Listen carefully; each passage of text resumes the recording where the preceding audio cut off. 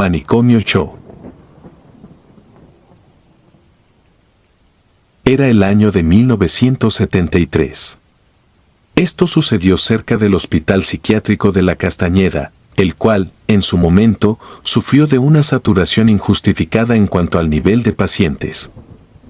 Al principio, cuando mi ingenuidad era más grande que mi desconfianza por el mundo, no creí que pudiera existir una relación estrecha entre lo que pasa dentro de un psiquiátrico, a lo que puede llegar a ver en los actos de las ferias.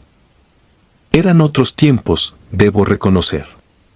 Los derechos de cualquier ser humano eran pisoteados. Y a decir verdad, si alguien encontraba la forma de explotar a cualquier ser vivo, entonces no la dejaban desaprovechar. Recuerdo que, cuando tenía 32 años, allá por la pequeña zona en la que vivía con mis 2 hijos, se llegó a hablar mucho sobre una feria que estaba de visita, en un parque que no nos quedaba a más de 10 minutos. Un fin de semana, aproveché que tenía tiempo libre con mis hijos, para ir a tal feria con ellos. Trabajaba de enfermera y a pesar de que ayudar a otros era de mi agrado, prefería pasar un fin de semana en la feria que estando adentro de un hospital. Desde que entramos, la nueva feria nos pareció un lugar asombroso. Sus atracciones estaban bastante bien cuidadas y por eso mismo, parecía un sitio seguro para la familia y los más pequeños. Claro, al menos eso es lo que llegué a pensar, antes de que anunciaran el comienzo del Manicomio Show. Como si se tratara de un circo especializado en generar morbo, un par de hombres empezaron a caminar por todas las áreas de la feria, anunciando que los niños más trastornados de México estaban por dar su mejor show. Si uno deseaba verlo en persona y averiguar a qué se referían, debía de conseguir sus boletos para la siguiente función con ellos, antes de que se agotaran. Aún en esos tiempos, el morbo a costas de los afortunados vendía, y vendía bastante bien. Llenos de curiosidad, las personas se empezaron a amontonar para comprar sus boletos, y entre esas personas también estuve yo, junto a mis hijos. Los encargados de aquella feria sabían bien lo que hacían, pues, primero nos despertaban una intriga inmensa, y luego éramos nosotros mismos quienes nos apresurábamos a morder el anzuelo. Poco antes de que dieran las 3 de la tarde, nos fuimos acercando a la carpa de la locura. Como todavía no estaba abierta para el acceso del público, tuvimos que esperar, entre una larga fila. Mientras que aguardábamos a que diera la hora de abrir, noté que, detrás de la inmensa carpa, había otro juego mecánico, pero parecía estar clausurado. Era una clase de estructura hecha a lo vertical, realmente gigantesca. Era parecida a lo que hoy se nos ofrece como el Kilauea de Six Flags. En lo personal, me dio mucha curiosidad que ésta se encontrara allí, sobre todo si estaba fuera de servicio. Pues, ¿cuál era la necesidad de cargar con algo tan aparatoso si no se usaba? Después de esperar poco más de 20 minutos, la entrada a la carpa fue abierta para dejarnos pasar. Adentro, el entorno era muy oscuro, como si los encargados no quisieran que uno hallara su asiento. Luego de la confusión que representó el ubicarnos bien, la gente aguardó a que dicha función empezara. Entonces, salió el presentador oficial, diciendo que, por primera vez, seríamos capaces de presenciar las causas de la locura en los niños, así como sus consecuencias y, finalmente, algunas de las curas. A pesar de tratarse de un acto de feria, la persona que se dirigía a nosotros hablaba con mucha seriedad. Y yo, al ser una enfermera, me sentí muy interesada en descubrir qué era lo que nos iban a mostrar. Una vez que se nos dio la bienvenida, llevaron a cerca de 10 niños y niñas, vestidos con batas blancas. En sus rostros se podía encontrar toda clase de expresión negativa. Se les veía aterrados, tristes y nerviosos. De pronto, aquello dejó de parecer un simple acto, pues, nadie allí parecía estar actuando. Como si estuviéramos en una clase de psiquiatría, el presentador nos fue hablando de cada uno de esos pequeños y nos explicó cuáles eran sus diagnósticos por separado. Había casos de esquizofrenia, irritabilidad y también de hiperactividad. Algunos de esos casos ni siquiera consideré que ameritarán estar dentro de aquel grupo. Rompiendo con la seriedad, 2 hombres disfrazados de payasos entraron y se acercaron a ellos y comenzaron a jugarles bromas. Lejos de parecer un show cómico, a mí me pareció más bien uno de tortura hacia las pobres criaturas. Les explotaban globos cerca, les mostraban tarántulas o solo los molestaban tirándoles del cabello, y con esto conseguían hacer que los niños gritaran del terror, patalearan o se tiraran al piso a llorar. Aunque gran parte del público se reía de lo que estaba pasando, yo me sentí incómoda. Así que decidí que saldría de allí con mis hijos, para que estos tampoco se vieran obligados a presenciar la tortura hacia esos inocentes. Cuando me proponía abandonar la carpa, al micrófono anunciaron que pronto nos harían una demostración sobre cómo trataban a las enfermedades mentales de los niños. Dado que yo sí contaba con cierto conocimiento en la materia, terminé por quedarme a ver. Deseaba que, por primera vez en ese bizarro acto, les dieran un trato digno y no mal informaran al público. 2 mujeres disfrazadas de doctoras se unieron a la función, junto a un hombre que presumía ser cirujano. Estos dijeron que, aunque a algunos enfermos mentales les servían el uso de medicamento, había otros a quienes no. Acto seguido, se pusieron a repartir pastillas entre los niños pacientes, mientras que nos pedían a nosotros que no nos desesperáramos, pues pronto les haría efecto. Por la forma rápida en que algunos de los niños cayeron dormidos, supe que lo único que les dieron fueron dosis altas de somníferos. ¿Y qué se hace con los niños que no pueden sanar con la medicina?, preguntó una de las falsas doctoras. Entonces, el supuesto médico cirujano sacó un taladro especial para prácticas médicas y pronunció la palabra, trepanación. En ese instante, no pude contener el impacto, así que me puse de pie y les pedí que por favor lo detuvieran todo. Un silencio incómodo cubrió cada rincón dentro de la carpa, mientras que las demás personas me miraban confundidas. Siendo alguien con nociones en medicina, me puse a hablar en voz alta para que cada persona me escuchara. Les dije que la trepanación consistía en hacer un agujero al cráneo del paciente para drenar líquido si es que era necesario. El hombre al micrófono comenzó a reír y dijo que solo se trataba de una broma. Afirmó que no tenía en mente practicarle una trepanación a nadie. Llegando a esta parte, el hombre dijo que el acto se terminaría allí, por esa tarde.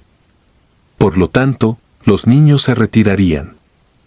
Una gran parte del público salió de allí expresando molestia hacia mí por haber interrumpido. Después de esa experiencia, quise investigar con mis conocidos si alguien más había asistido a la carpa de la locura. Como respuesta, todos me dijeron que no. Una tarde, después del trabajo, decidí ir sola, para ver cuál era la forma en que en verdad se terminaba la actuación. Estuve sentada allí, mirando cerca de 20 minutos exactamente lo mismo que en la noche anterior. Los niños siendo presentados, las falsas doctoras dándoles somníferos y los molestos payasos atormentándolos. Al acercarse el final, pensé que practicarían la trepanación enfrente del público. Sin embargo, mandaron a llamar al frente a uno de los niños, cuyo nombre era Eduardo. Después, explicaron que a Eduardo se le había practicado una perforación exitosa del cráneo y llevaba 4 años desde aquella intervención. El niño mostró una placa de metal que llevaba en el cráneo, demostrando que era real. Posteriormente, la gente de alrededor aplaudió y el manicomio show llegó a su final. Aunque no debí de haberlo hecho, caminé atrás de la carpa para ver de cerca el juego mecánico que llevaba tiempo descontinuado. No se veía antiguo, más bien, parecía que sí le daban un uso. Pensé que quizás era algo que utilizaban exclusivamente para los trabajadores. Aunque aquello también carecía de una explicación. Cuando la curiosidad me dominó, me terminé acercando más a esa estructura, entre pasos lentos. Entonces, bajo mis pies, noté que había algo extraño, conforme más pasos daba. Era como si debajo de la tierra se mantuviera algo enterrado, algo rígido. No pude contener la intriga, así que me puse a escarbar, de rodillas, debajo de ese extraño juego mecánico. Lo que encontré me hizo retorcerme del pánico, temer a ser vista. Aquello que pude sacar de la tierra era un cráneo, de diminuto tamaño y con un gran agujero al costado. Lo correcto hubiera sido soltarlo y escapar de allí. Pero, lo que terminé haciendo fue correr con este en las manos hasta llegar a mi auto. Concluí que el resto de cosas que se sentían bajo tierra eran más cráneos. Primero llevé a ese cráneo al laboratorio del hospital en donde trabajaba. Allí se confirmó que se trataba de un cráneo de verdad, con un estimado de edad que rondaba de los 10 a los 13 años. Esto último lo supo la autoridad y, por extraño que suene, decidieron poner cartas sobre la mesa con el tema de los niños de la carpa de la locura. Debido a las extensas investigaciones, la feria se vio obligada a cerrar. Tiempo después, apareció en un periódico el encabezado: niños sacados del hospital psiquiátrico La Castañeda se convierten en objeto de experimentos médicos y entretenimiento para una feria. Tan pronto como leí el artículo, supe cuál era el uso de la gigantesca máquina detrás de la carpa. Aquella máquina era el objeto con el cual amenazaban no solo a los niños, sino que a todo el personal de la feria. Pues se trataba de un juego mecánico, el cual prometía matar a cualquiera que estuviera arriba, por la magnitud de sus caídas. Dada la fuerza y la distancia, una vez que éste se detenía, uno ya no continuaba con vida. A esta atrocidad se le conoció como el juego de la eutanasia. Hoy en día, uno puede dar con juegos mecánicos de esta clase, tan solo si se les busca en Internet. Pero, en el año de 1973, dicha máquina fue el horror de aquellos niños que soportaban los experimentos médicos con la única condición de nunca tener que subir. No puedo afirmar si el hospital psiquiátrico estaba o no de acuerdo con todo esto. Pero, lo que sí puedo asegurar es que no hay noche en la cual no sueñe con todos los niños de aquel mal espectáculo. Lugar maldito. Hace algunos años, la noción de que los objetos inanimados pudieran retener recuerdos me habría parecido absurda e inverosímil. Pero esa percepción cambió de forma tenebrosa cuando me aventuré a visitar un oscuro parque situado en un cerro cercano a nuestra localidad. En ese entonces, compartía mi hogar con mis padres, y el parque en cuestión era un rincón de pesadillas, alejado de la civilización, escondido en las sombras. Un lugar que, si no sabías su ubicación, jamás habrías imaginado que existía. Su promoción se limitaba a un puñado de sombrías pancartas dispersas a 1 kilómetro a la redonda en el fraccionamiento Los Ojitos, al pie del cerro, y a una lúgubre página de Facebook. Y a pesar de ello, la notoriedad de este lugar se había extendido por la comunidad debido a su perturbador atractivo y su siniestra variedad de entretenimientos. Abierto solo los fines de semana y en ocasiones especiales, como un siniestro negocio que se niega a mostrar su lado oscuro, experimentaba días prósperos y otros en los que quedaba sumido en una soledad espeluznante. El día que mis amigos y yo decidimos visitarlo fue uno de esos días de desolación.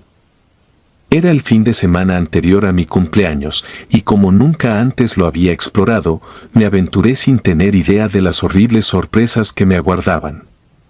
Lo único que sabía era que ofrecía partidas de paintball, y eso era lo que más deseábamos. Debido a nuestra torpeza innata, salimos de casa alrededor de las 4 de la tarde. Llegamos al parque en un tiempo sorprendentemente corto, pero lo que experimentamos en su interior nos dejó con el alma helada y temblando en lo más profundo de nuestro ser. Pasamos una aterradora hora y media inmersos en un juego de paintball, hasta que nos quedamos sin dinero y sin bolas de pintura, sintiendo cómo la diversión se transformaba lentamente en inquietud. A pesar de ello, el deseo de aprovechar el precio de la entrada nos impulsó a quedarnos. pues nos dijeron que podíamos explorar hasta que la noche cayera y un espíritu temerario nos poseyó a todos. Decidimos seguir una siniestra calle que ascendía hacia unas tenebrosas palapas, un camino que recorrimos a pie para no gastar gasolina, como si el dinero y la prudencia ya no tuvieran cabida en nuestro mundo. Pero, lo que encontramos nos sumió en una oscuridad más profunda de lo que hubiéramos imaginado. El parque se extendía mucho más allá de nuestras expectativas, revelando sus secretos inquietantes a medida que avanzábamos, como si estuviera decidido a mantenernos cautivos en su abrazo de pesadillas. Y a medida que explorábamos el parque, descubrimos una diversidad de elementos que inquietaban los sentidos. Hallamos pistas diseñadas para motos intrépidas, senderos destinados al ciclismo extremo, y 3 o 4 tirolesas que pendían como cuerdas de ahorcados, desafiando el equilibrio y la cordura, como si fueran una invitación a la locura. Un perturbador terrario, repleto de plantas exóticas de aspecto siniestro, nos observaba como guardianes silentes de secretos innombrables, como si las criaturas vegetales mismas estuvieran dispuestas a susurrarnos sus oscuros conocimientos. Un puente colgante, cuyas cadenas se balanceaban como brazos espectrales, nos retó a cruzarlo, mientras otro puente, aún más extremo, desafiaba nuestra valentía y cordura con su oscuro designio, como si el parque mismo fuera un ente consciente empeñado en poner a prueba los límites de nuestra valentía y sanidad mental. Nos topamos con una tarima, donde la música en vivo se presentaría como un concierto macabro, y áreas de acampada que parecían estar destinadas a la pesadilla en lugar del descanso. El jardín botánico, con su vegetación de desierto, ocultaba secretos insondables, y los senderos que se adentraban en arroyos secos parecían resonar con los lamentos del pasado, como ecos de tragedias olvidadas. Además, los carteles revelaban información tenebrosa sobre el desierto, tejiendo una narrativa de misterio y desolación en el paisaje, como si el lugar mismo fuera un testigo silencioso de sucesos inquietantes.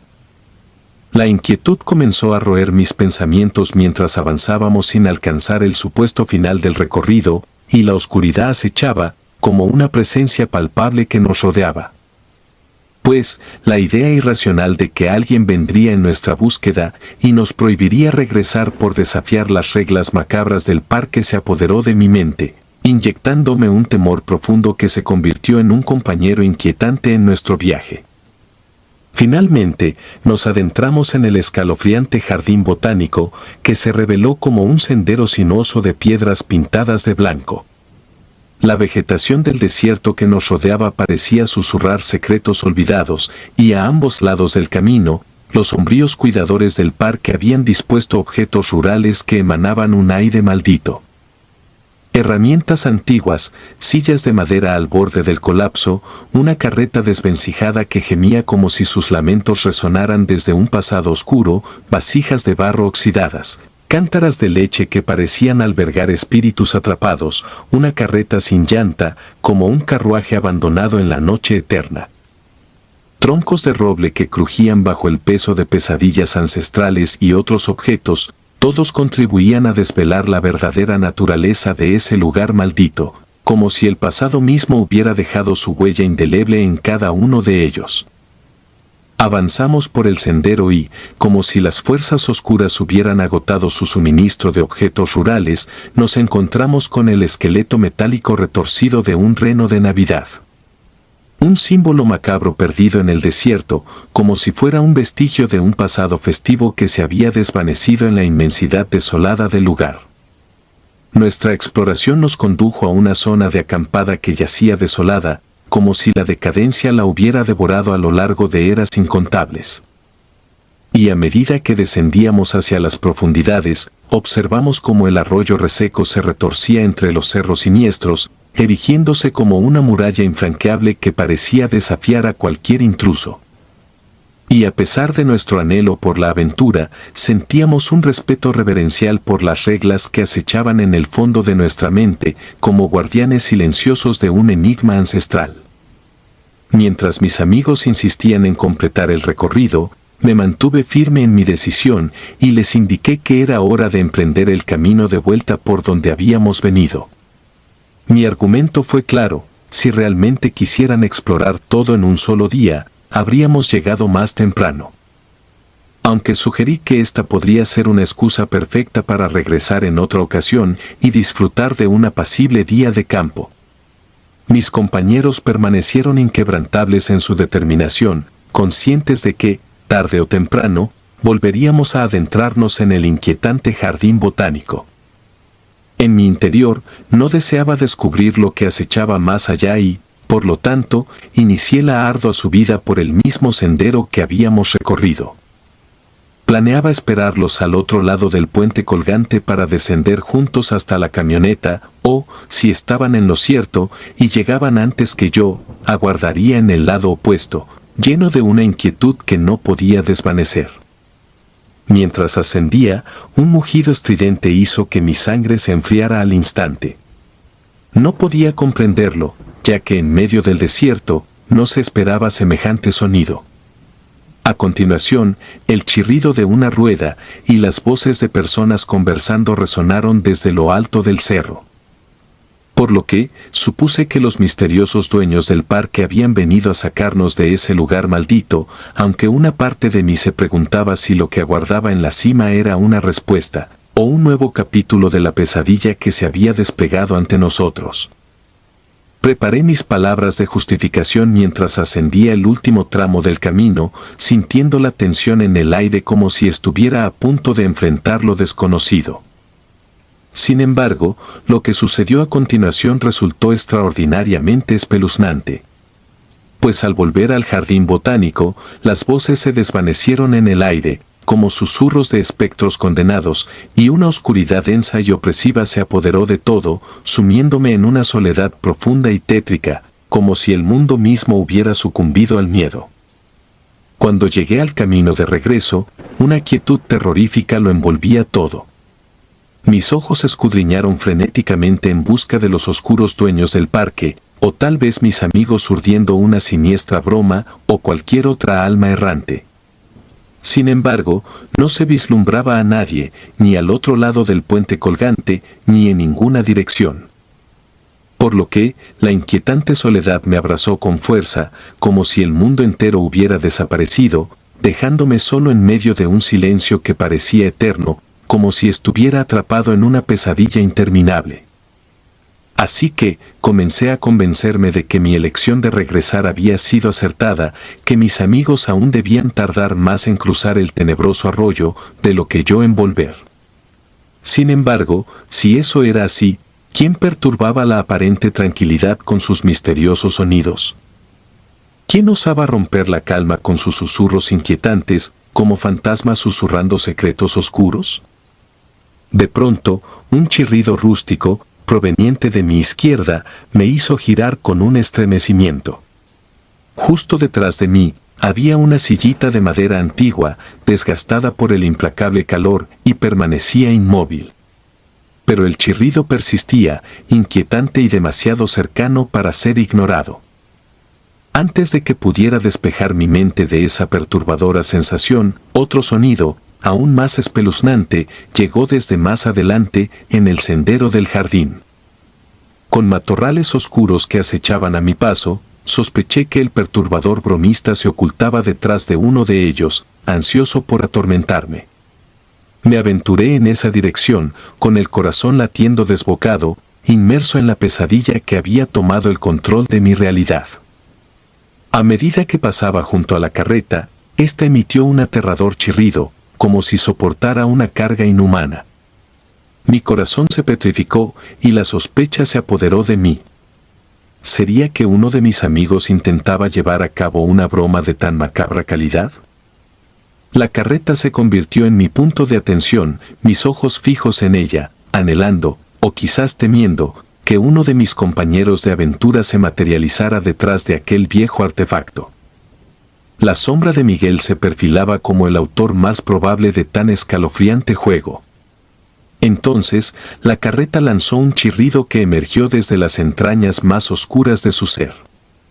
Al principio, apenas era audible, pero su escalofriante crescendo lo hacía imposible de ignorar, resonando como el lamento de un condenado en medio de la noche. Sonaba como si la hubieran sobrecargado de una carga maldita, empujándola más allá de sus límites hasta que rompió con un estremecedor estruendo, como si los mismos demonios la hubieran atormentado. Mi orgullo se desvaneció en un pánico absoluto y escapé a toda prisa por el sendero, dejando atrás cualquier atisbo de valentía que pudiera haber quedado. Cuando pasé junto a las cántaras, un sonido que imitaba el embate de una bestia enfurecida me sacudió, como si una entidad invisible y furiosa hubiera pateado con fuerza una de las cántaras. Esta se derrumbó a 1 metro de distancia de las demás, derramando una leche pútrida mezclada con sangre en un grotesco espectáculo de horrores. Por lo que, corrí con todas mis fuerzas, sintiendo el impulso de huir de los espantos que acontecían a mi alrededor, aunque era imposible no percibirlos. Era una pesadilla de sonidos aterradores y visiones dantescas y olores nauseabundos. Un penetrante aroma a heno impregnaba el aire, como si estuviera en medio de un pueblo rural olvidado y condenado, sumido en la pesadumbre de la eternidad. Luego, las voces surgieron de las sombras, llenando el entorno con un coro de voces misteriosas y risas siniestras. Los sonidos de personas trabajando en la carretilla se mezclaban con el rebuzno lejano de un asno enloquecido. Inadvertidamente, me vi rodeado por un pueblo invisible al que nunca había ingresado. Había surgido de las tinieblas del desconocido, como espectros condenados a vagar eternamente en el limbo de lo inexplicable. Pero lo peor estaba por llegar. Pues, justo antes de alcanzar el final del sendero, donde solo había unas macetas rotas y canastas destrozadas, los murmullos de los aldeanos se transformaron en aullidos de agonía y los balidos de las ovejas, y otros animales se sofocaron en el ominoso silencio de la desesperación.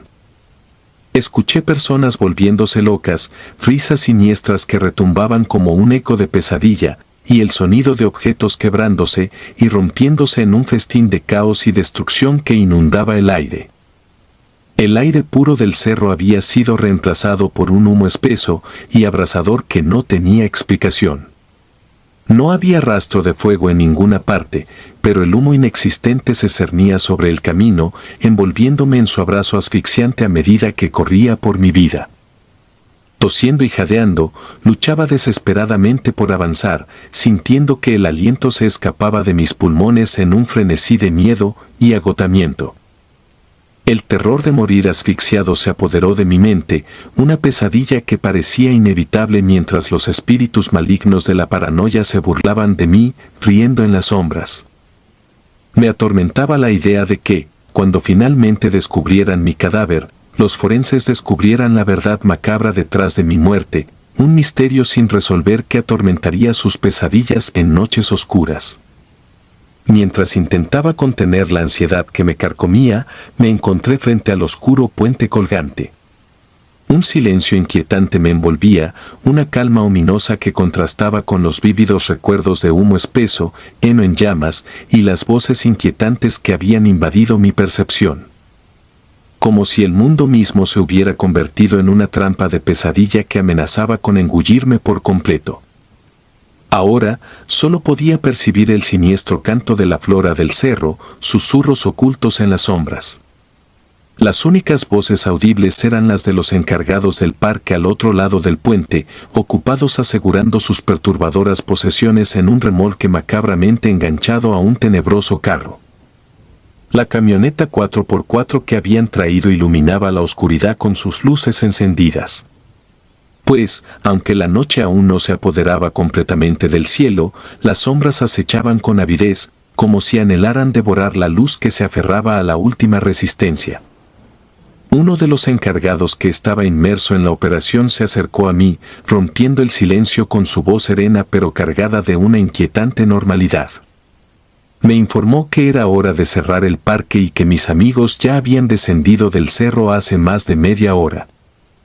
Pero sus palabras me parecieron completamente absurdas, pues no habíamos dedicado ni 10 minutos a llegar al arroyo seco, incluso caminando a paso lento. No podía entender cómo, después de correr a toda velocidad por el sendero del jardín botánico, me había llevado una eternidad llegar hasta allí. Además, el camino del arroyo seco que supuestamente habían tomado mis amigos conducía en dirección opuesta al estacionamiento, por lo que no podían haber encontrado un atajo mágico.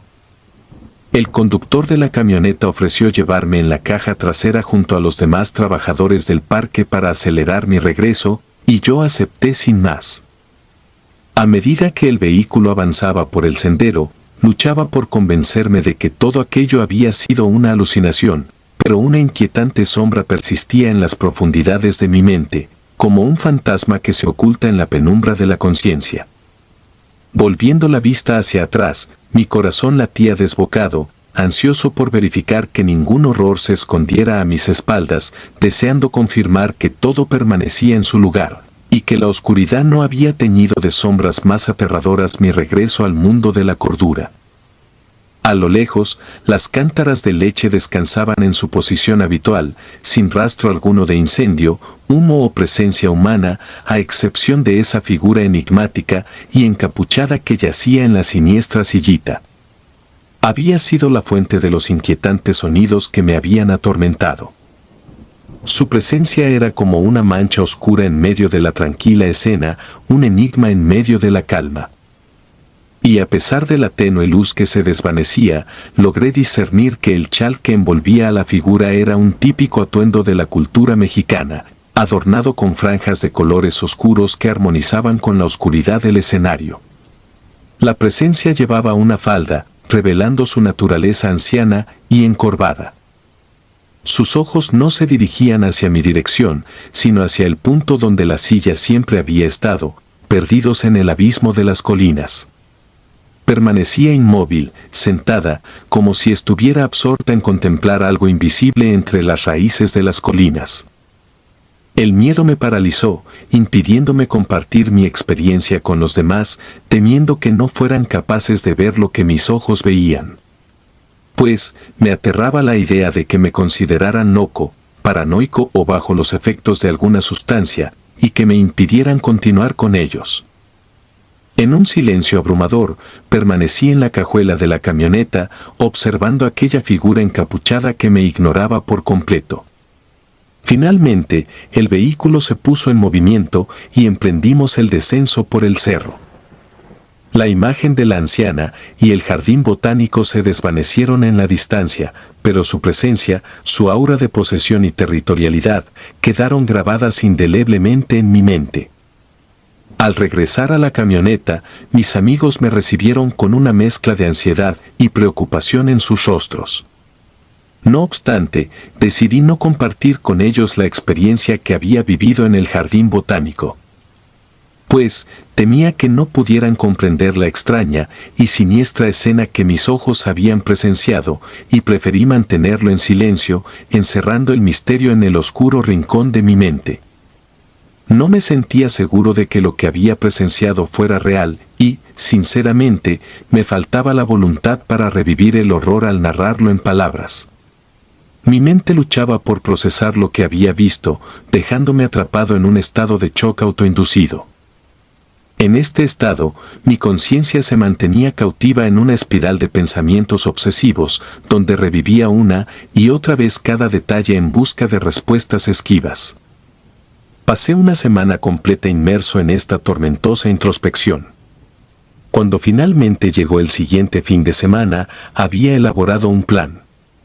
Por lo que, regresé al parque extremo en solitario, optando por llegar temprano antes de que la oscuridad envolviera el entorno.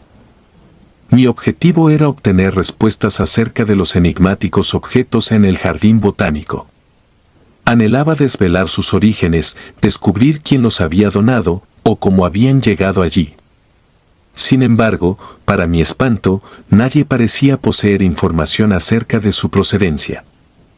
Y algunos admitieron que estos objetos simplemente habían aparecido sin una explicación aparente, como si se hubieran materializado de la nada. También escuché murmullos acerca del dueño del parque, la única persona que podría albergar la verdad. Así que decidí buscar una audiencia con él, un hombre de edad avanzada que emanaba una mirada enigmática. Le compartí mis inquietudes y planteé preguntas sobre los objetos y su misterioso origen. No obstante, en el momento en que mencioné lo que había experimentado en el jardín botánico, un aire de tensión impregnó la habitación. Pues, el nerviosismo se apoderó de él de forma inmediata y terminó abruptamente nuestra conversación. Desde entonces, jamás volví a ser recibido por él, quedando en la incertidumbre acerca de lo que había desencadenado su reacción tan extrema. Los días se transformaron en largas semanas, y mi obsesión por desentrañar la verdad oculta tras los enigmáticos objetos en el jardín botánico persistió sin ceder. Cada día que pasaba, mi determinación crecía y me adentraba aún más en la búsqueda de respuestas que parecían escaparse de mi alcance. Y a medida que me sumergía en esta inquietante investigación, mi esperanza de descubrir de dónde provenían los objetos misteriosos se iba desvaneciendo poco a poco. Me encontraba sumido en una maraña de incertidumbre que me atormentaba. La información que logré recopilar fue escasa y provenía de fuentes que no estaban dispuestas a compartir detalles. Reveló un pasado sombrío. Estos objetos enigmáticos tenían su origen en las tumultuosas épocas de la Revolución Mexicana, un periodo marcado por la violencia y los conflictos, lo que arrojaba una perspectiva oscura sobre los objetos en cuestión. Sin embargo, la situación no se volvió menos perturbadora. Pues después de semanas de incertidumbre, surgió la noticia de que los objetos habían sido retirados del jardín botánico, como si alguien hubiera decidido borrar cualquier rastro de su aterradora presencia. A pesar de mis desesperados esfuerzos por obtener información de los dueños del parque, me encontré con un muro de silencio que parecía impenetrable. No eran personas malintencionadas, pero evitaban responder a mis preguntas o simplemente alegaban no saber nada al respecto. Por lo que, la idea de aventurarme nuevamente en el cerro para enfrentar este enigma se desvanecía junto con mi valentía. Con el tiempo, llegué a una inquietante conclusión: si objetos inanimados podían albergar secretos siniestros, esos mismos secretos podían impregnar el lugar donde residían.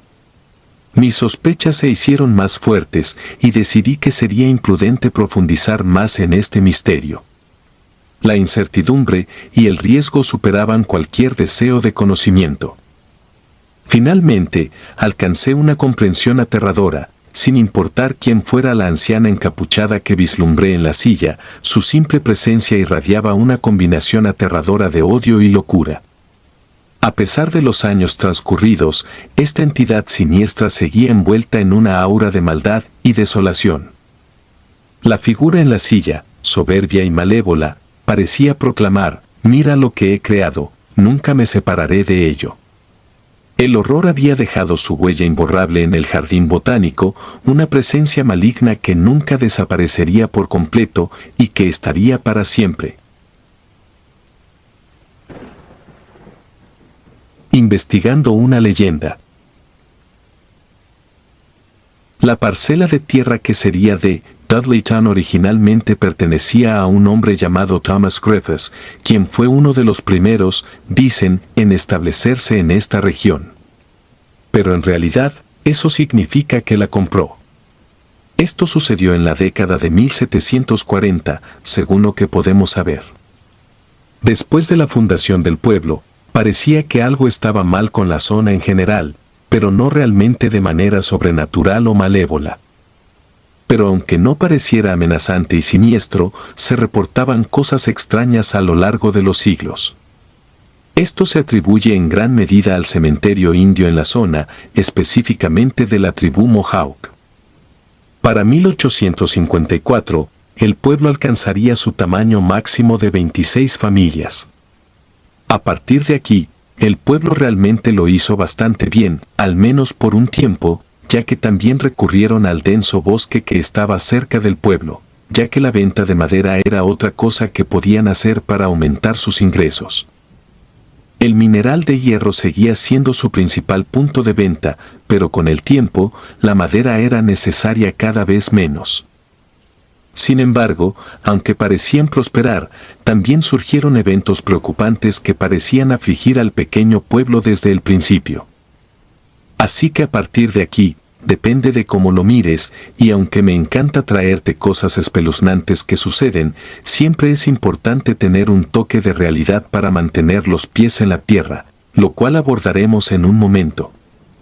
Pero el consenso general es que hay una cantidad ridícula de casos de desapariciones, episodios de locura y muertes extrañas que parecen haber ocurrido en este pueblo y que no concuerdan con lo que estaba sucediendo en otros pueblos de la misma área.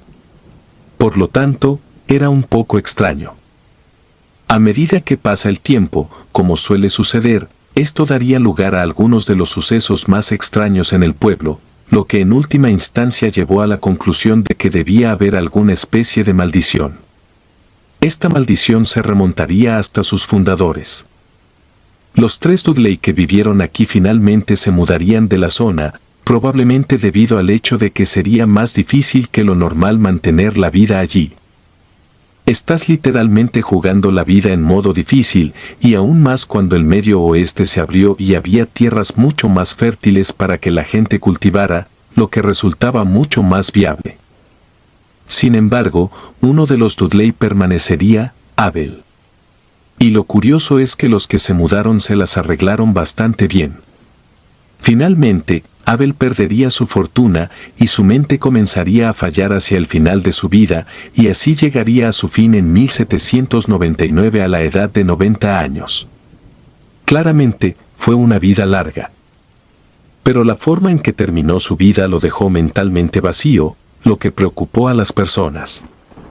Además, ya no podía pagar sus deudas, por lo que el pueblo se hizo cargo de su propiedad, la vendió y luego él fue declarado pupilo del pueblo. Dicen que estaba loco hacia el final, sin embargo, vamos a tener que discutir eso.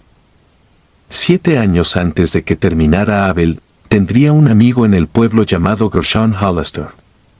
Mientras construían la finca de William Tanner, estaban construyendo un granero. Gershon terminó siendo asesinado, pero las cuentas se mezclan un poco.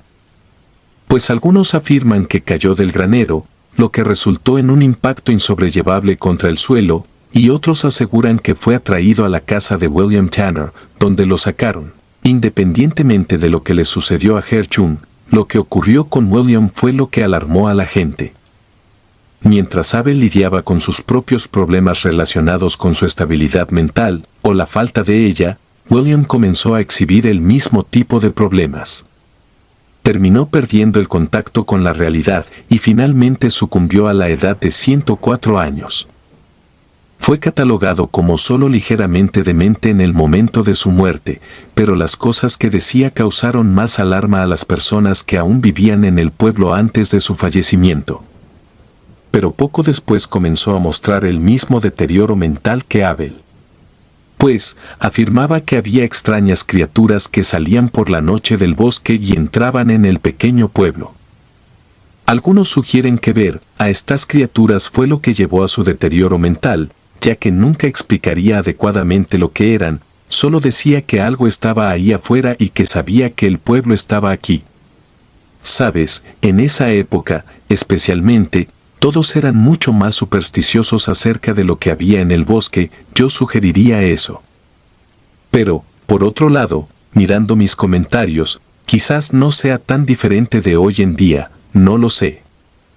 Pero es justo cuando alguien dice cosas así, y debes recordar que esto fue en la década de 1700, no había luz artificial, estaba completamente oscuro allá afuera, y ya era oscuro durante el día. Probablemente asustaría a mucha gente. Pero otro hombre llamado Nathaniel Carter, que también se mudó a Dudleyton temprano en su creación en 1759, al quedarse en la casa que antes pertenecía a Abel Dudley antes de ser declarado pupilo del pueblo, sería golpeado silenciosamente por una plaga aterradora que acabaría con la vida de la familia Durham Carter, parientes de Nathaniel, que ya estaba lidiando con la depresión en ese momento. Luego, 4 años después, dejaría el pueblo y regresaría a Nueva York en 1763. Sin embargo, la maldición continuaría siguiendo a este hombre, ya que finalmente se mudaría al territorio de Delaware, que no estaba controlado por el naciente gobierno colonial. Quiero decir, si puedes llamar gobierno a lo que todavía respondía ante la corona en esa época. En este momento, él sería atacado por nativos junto con su esposa y su recién nacido, y los otros 3 niños serían llevados por la fuerza a Canadá, donde las 2 hijas serían rescatadas. David, sin embargo, que era el hijo, permanecería con la tribu y se casaría con una de sus mujeres, para luego regresar a los Estados Unidos para recibir educación. Y curiosamente, llegaría a servir como juez en la Corte Suprema. Pero otro hombre y su esposa se mudaron a la zona, aunque hay cierto debate al respecto. Este hombre fue un general en la guerra revolucionaria y sirvió bajo el más real de todos, George Washington. Su casa estaba en otra carretera, conocida como Bald Mountain Road, donde aún puedes ver su casa en la actualidad. Está bastante cerca del pueblo de Dudleytown. Un día, mientras su esposa estaba de pie en el porche, fue alcanzada por un rayo, lo que la mató en el acto. Según informes, esto llevó al general a algún tipo de locura, aunque algunos afirman que fue porque estaba viejo y senil. Pero por alguna razón, parece que las personas que llegan a esta zona tienden a luchar con una forma avanzada de senilidad que no se puede atribuir simplemente a la degradación estándar de la mente. El destino de Dudleytown seguiría deteriorándose durante la Guerra Civil. Muchas personas simplemente empacaron y se fueron, principalmente debido a las difíciles condiciones de vida, con las montañas afectando las estaciones de crecimiento, el oscuro bosque añadiendo dificultades y la elevación de alrededor de 1500 pies. Lo que hacía que fuera un lugar más frío que las áreas más cercanas al nivel del mar. En general, había una serie de problemas. Pues era difícil cultivar alimentos para mantener al pueblo, y el pueblo tenía que depender de otros pueblos. Entonces, ¿por qué no dirigirse a esos pueblos para hacer la vida más fácil? Debido a esta línea de pensamiento que me llevó 3 segundos pensar antes de encontrar una forma mucho mejor de vivir mi vida, el hecho de que el pueblo llegara a su fin en realidad no es sorprendente en absoluto. Sin embargo, las extrañas ocurrencias continuarían incluso con la disminución de la población con el tiempo. Después de la Guerra Civil, alrededor de 1901, cuando solo quedaban unos pocos residentes en el pueblo, uno de los pocos residentes conocido como John Patrick Brophy tendría una tragedia que le sucedería. Ya que los golpes seguían llegando para este hombre. Todo comenzó con su esposa y como ella moriría a causa de la tuberculosis, conocida como la consumpción. La razón de su nombre es porque parece consumir el cuerpo a medida que te debilitas. En esa época, la tuberculosis era bastante común, y los antibióticos para tratarla no se descubrirían hasta varias décadas después, en 1944 cuando se usó la streptomicina, y luego en 1952 cuando se descubrió una terapia triple, que utilizaba ácido para-aminosalicílico e isoniazida junto con streptomicina para asegurar la cura de la tuberculosis. Y a pesar de que John sabía lo que se avecinaba, ya que había luchado viendo a su esposa con esta enfermedad durante años, obviamente estaba destrozado por la pérdida de su esposa. Mientras lidiaba con eso, sus hijos entrarían en el bosque poco después del funeral y nunca serían vistos de nuevo.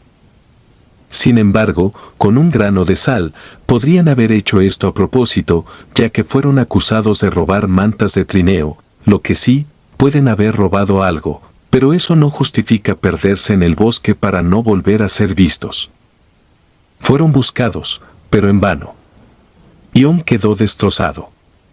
Sin embargo, la vida tiende a venir en tríos y, por lo general, cuando estás abajo, le gusta darte una patada en la entrepierna.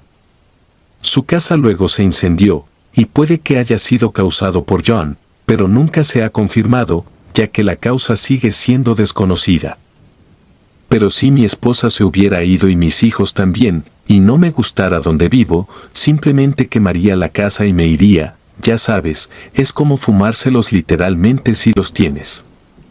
Sin embargo, después de que esto sucedió, él también se adentró en el bosque y nunca volvió a ser visto.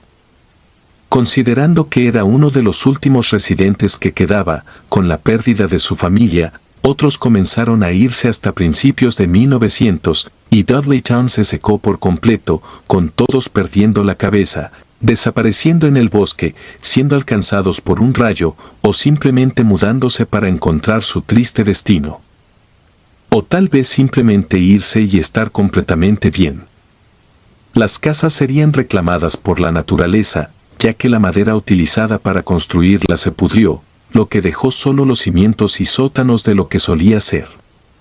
El bosque regresaría a la zona, y hoy en día el pueblo está completamente abandonado. Las únicas personas que aún aparecen en este punto son las que intentan saciar su curiosidad o los turistas, o posiblemente el ocasional excursionista perdido. Pero la historia cuenta que la asociación Dark Forest Entry es propietaria de la tierra donde alguna vez se encontraba el pueblo, y un grupo de casas donde vivía el general, entre otros, están apartadas y son propiedad de los residentes cercanos, por lo que realmente nadie va a esas áreas. Posiblemente una de las historias más famosas que surgió de Dudleytown es la de un hombre llamado Dr. Clark. Sabemos que fue alrededor de 1900 cuando el Dr. William Clark estaba conduciendo, y luego se encontró con el bosque, quedando absolutamente cautivado con la idea de vivir allí. Al entrar en Dark Forest Entry, afirmaría que era pacífico y exactamente lo que estaba buscando, habiendo crecido en una granja en Tenafly, Nueva Jersey. Anhelaba una vida más tranquila después de convertirse en profesor de cirugía y enseñar en el Colegio de Médicos y Cirujanos de Columbia en Nueva York. Y sí, no puedo culparlo por querer algo de paz y tranquilidad, yo haría lo mismo. Luego procedió a comprar alrededor de 1000 acres de tierra en los bosques de Connecticut, y dentro de esa compra estaba Dudleytown. Después de localizar este hermoso bosque, comenzó la construcción de inmediato en su casa de veraneo y vacaciones. A lo largo de los próximos años, él y su esposa, Harriet Ann Clark, visitarían la casa los fines de semana y durante el verano hasta que finalmente estuvo terminada, con muy pocos problemas. Una vez terminada, se convirtió en una casa de vacaciones y se utilizó para escapadas cortas en verano y para eventos como Navidad y Acción de Gracias. Continuarían visitándola hasta 1918. En una de las visitas de verano, mientras disfrutaban del bosque, al Dr. Clark lo llamaron de urgencia a Nueva York. Fue a la estación de tren y regresó en un plazo de 36 horas. Sin embargo, al regresar, su esposa aparentemente había enloquecido por completo, al igual que muchos de los otros residentes de la zona. La información sobre el evento en sí es un poco confusa. Pero por alguna razón, otras personas afirmarían, literalmente personas que no estaban allí, que pequeñas criaturas debieron haber salido del bosque y que la atacaron. Por lo que, dicen que se suicidó poco después de eso. Ahora, parte de la historia es cierta, ella padeció una enfermedad antes de ir allí, pero se desconoce de qué se trataba.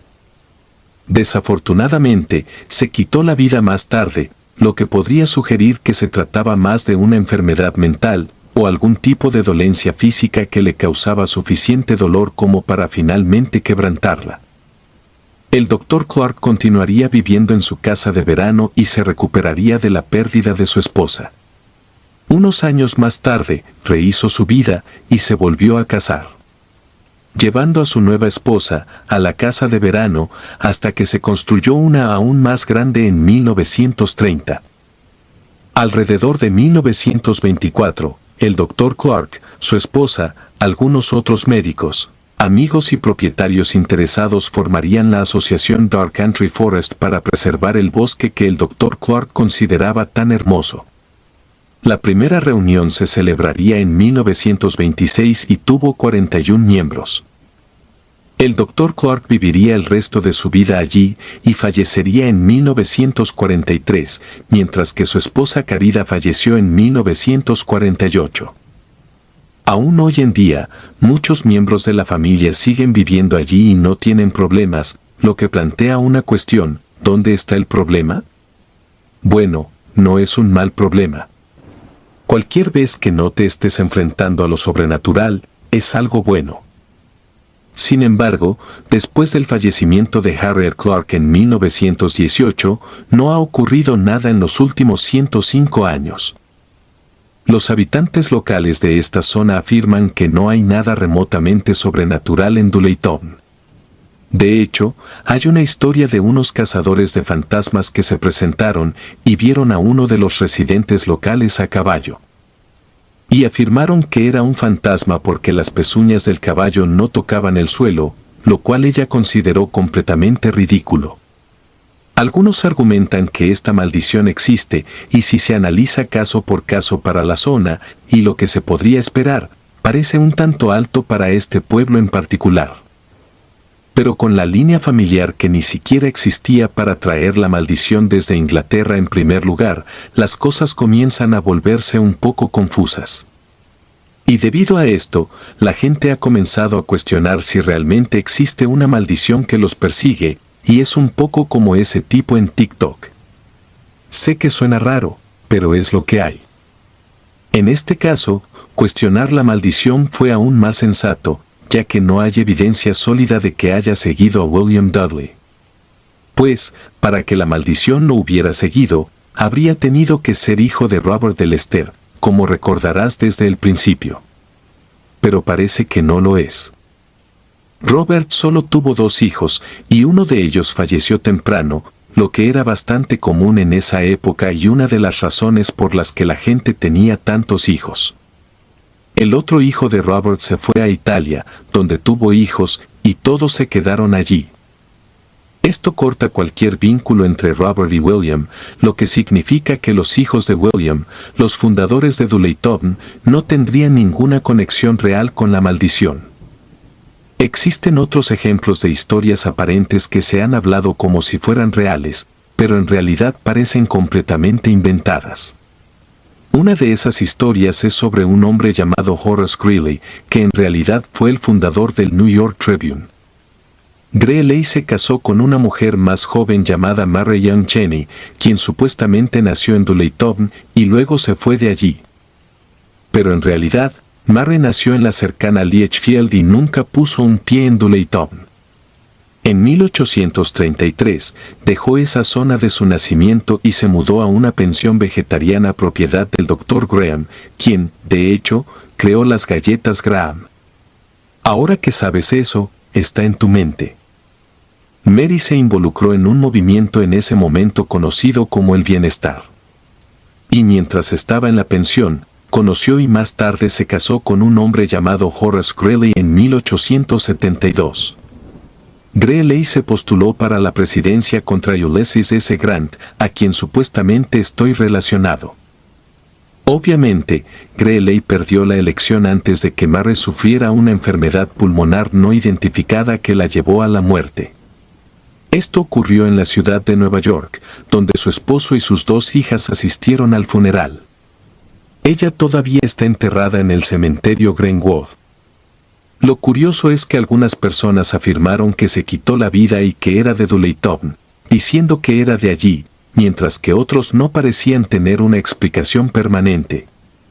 La leyenda se creó para explicar por qué Greeley perdió la elección y lo que le sucedió a Mary un mes después.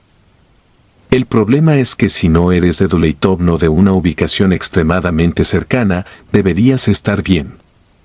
Sin embargo, esta persona no lo estaba, lo que rompe aún más el patrón. Se están planteando más problemas a medida que investigo esto. No siempre quiero desacreditar, pero los hechos son los hechos.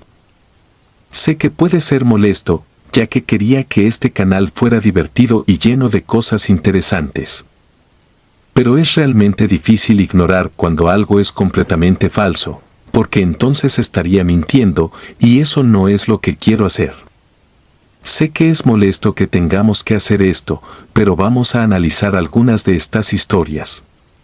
Primero, hablemos sobre el bosque en sí. Se dice que cuando entras en el Dark Forest Entry, todos los ruidos de pájaros se detienen.